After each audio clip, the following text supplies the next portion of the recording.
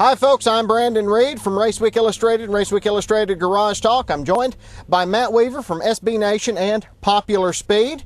And we're here at Gresham Motorsports Park in Jefferson, Georgia, getting ready for the 30th annual World Crown 300. Matt, big race coming up. It's already been pushed back from July 4th. So August 10th now is the big day for the World Crown 300. What are we expecting when the Southern Super Series takes the green flag Saturday night? Well, one benefit of the rain out is that it's pushed this thing closer back to the championship date. So now, as if the World Crown 300 didn't have enough implications by itself, now it's hot in the battle. This three-driver point battle between Bubba Pollard, John Hunter Nemechek, and the points leader Daniel Hemrick. And when you throw in this race, how prestigious it is by itself, combined with the championship battle, it's going to be really, really intense. Now, July 4th, we had a really good group of drivers set to come and do battle, and unfortunately, with the rain out, some guys already had prior commitments for August 10th. So we've talked about some of the greats that are going to be here. Let's talk about some of the folks that aren't going to be here, namely Augie Grill. After a situation at Five Flags several weeks back, it doesn't look like he's going to be with us. Let's talk about this situation. Yeah, Augie Grill had won the race at Pensacola a few months back, and he was disqualified in post-race tech for an illegal fuel substance. The official fuel of the Sunoco Southern Super Series is Sunoco Purple 110. He had traces of probably VP 110, he thinks, and several other trace fuels. But after the Southern Super Series sent the fuel samples of he and Chris Davison, who failed the next night, a similar penalty to the Sunoco labs, Davison was okayed, even though it wasn't purely Sunoco 110. There was a little bit of VP 110 in his. But the problem with Augie is they had some substance that wasn't anyone's 110, and he believes that his fuel was still legal, and he's taking a leave of absence until he decides that he wants to come back. He's kind of bitter. Well, with it, despite him not being here, we've still got a killer field. I mean, you've got Bubba Pollard, who's going to be here. You've got Chase Elliott. You've got Daniel Hemrick. You've got Spencer Davis. A very strong field that will be here to do battle to see who wears the crown. It's a great field. I mean, one of the great things about this Southern Super Series is you've got a key batch of top players who are committed to running this entire series, and so that helps for races like the Alabama 200, the non-point Snowball Derby, and then, of course, the World Crown, the All-American 400. A lot of great drivers. Again, we had Hemrick. We have Nemechek, who's the son of Front Row Joe.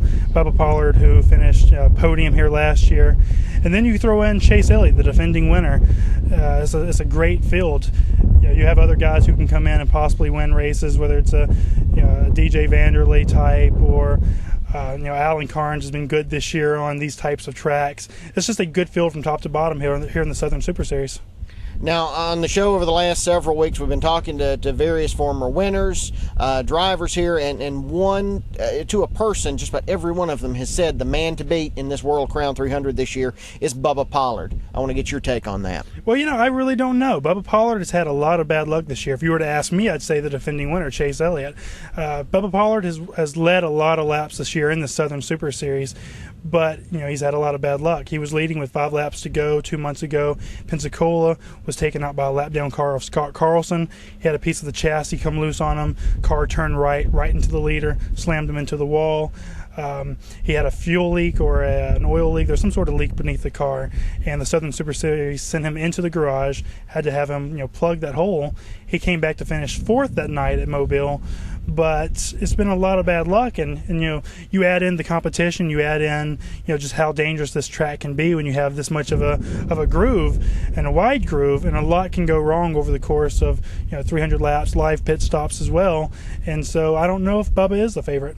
I'm going to disagree with you. I'm going to step out on a limb, and I don't think it's too shaky of one. I think Bubba's going to be the guy to beat here. Chase will be strong, and Chase will have a hand in it, but with all of the things that Chase is doing right now away from late model racing, I don't think you've got that same focus that you did. in 2012 when he came here and he won everything. I still think he will have a hand in it. He will be very strong.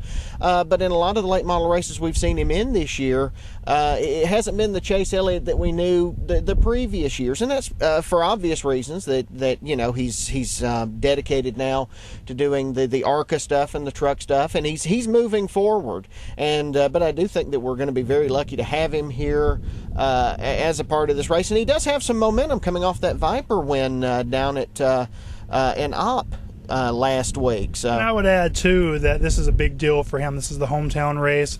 This is a race that he's always marked on his calendar. And talking to Chase, he says this is a race he wants to run as long as he can as well.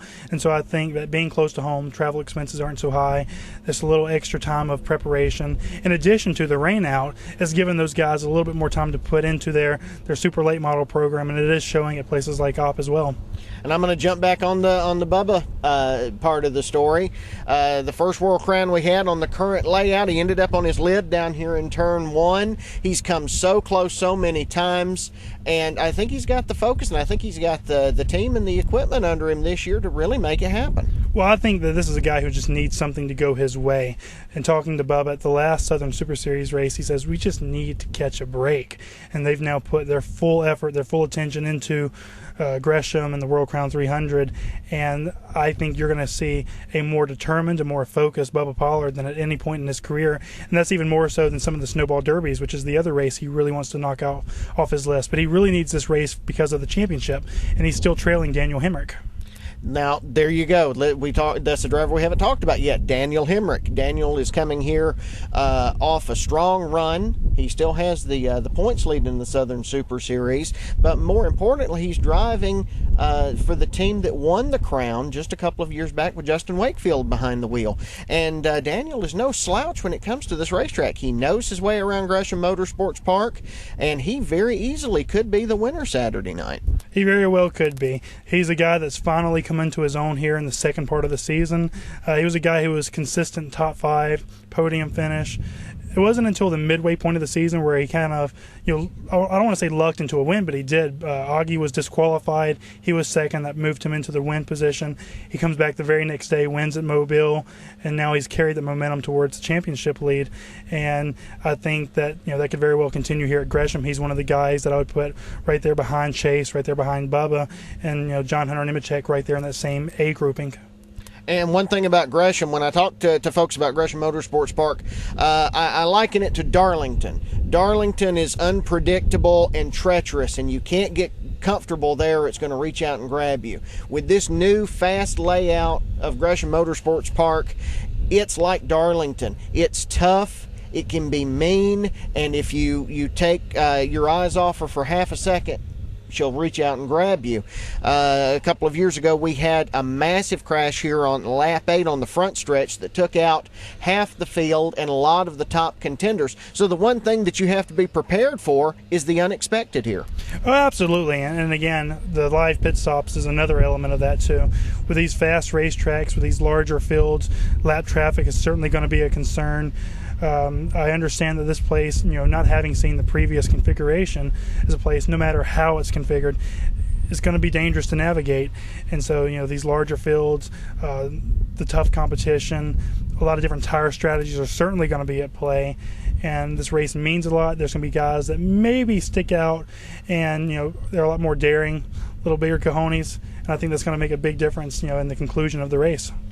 How big of a change do you think is the change for this year in the format? No segments, live pit stops, 300 laps, straight up do or die. Yeah, I'm glad you asked me about that because it's something I'm somewhat passionate about. I've got mixed feelings.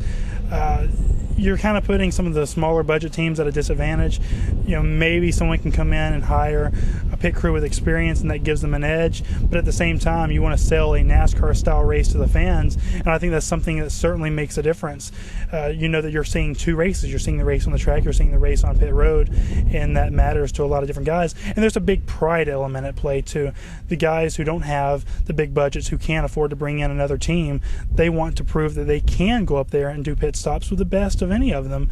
And they're practicing, they're putting in the hours, they're working on the car in the mornings, and they're working on their pit stops at night, and that's certainly something that's going to play into the finish of the race. What's the answer for that? I mean, this is something we've had this discussion several times. I'm not a fan of segmented races. I understand the need, but I'm not a fan of it. I don't think that a lot of fans are. The fans that I talk to want to see a straight up race. So what's the answer? Do we freeze the field under caution? Do we try and do things to limit the amount of pit stops? What do we do to fix it? Well, the Southern Super Series as a whole has already established the halftime break for their standard 125 lap races. I think that could easily apply to a 300 lap race as well with a 150 break. But in general, as it comes to late model racing as a whole, the idea that I'm really fond of is that the order you come in pit road is the order that you leave, and that gives time for the guys to work on their cars, to make changes without any major implications of losses on track. Because at the end of the day, the name of the game is racing, and it's about what you do on the track, and you just hate to see guys lose so much track position on pit road just because they can't budget accordingly for a pit crew. All right, well, we've got the World Crown 300 coming up Saturday, August 10th. You'll be here. I'll be here. We hope all of you will be here in the stands or trackside. At the end of the day, what do you want to see? Do you want to see a finish that comes down to 7 guys running nose to tail and the win is decided by 2 feet at the line? What do you hope to see at the end of Saturday night? I just want to see a short track renaissance at a place like Gresham Motorsports Park. I want to see this track put on the show that it always has and always will be capable of as long as it's here. I want to see the top Southern late model race car drivers come out and do what they do best. I want to see good pit stops, even though I'm not a fan of the idea. I want to see that done. I want to see the best cars, the best paint schemes. I want to see one of the, obviously one of the big 2 or 3 races in this country. I want to see a true World Crown 300. Well, let's hope you do get to see that. Folks, don't forget the World Crown 300 coming up Saturday night, August 10th, here at Gresham Motorsports Park in Jefferson, Georgia. For more information, including ticket pricing, go to racegmp.com. Matt, thanks so much for being with me today. Thanks, Brandon. Fine. All right. I'm Brandon Reed from Raceweek Illustrated. This is Matt Weaver from SB Nation and Popular Speed. Thanks for watching, and we'll see you at the races.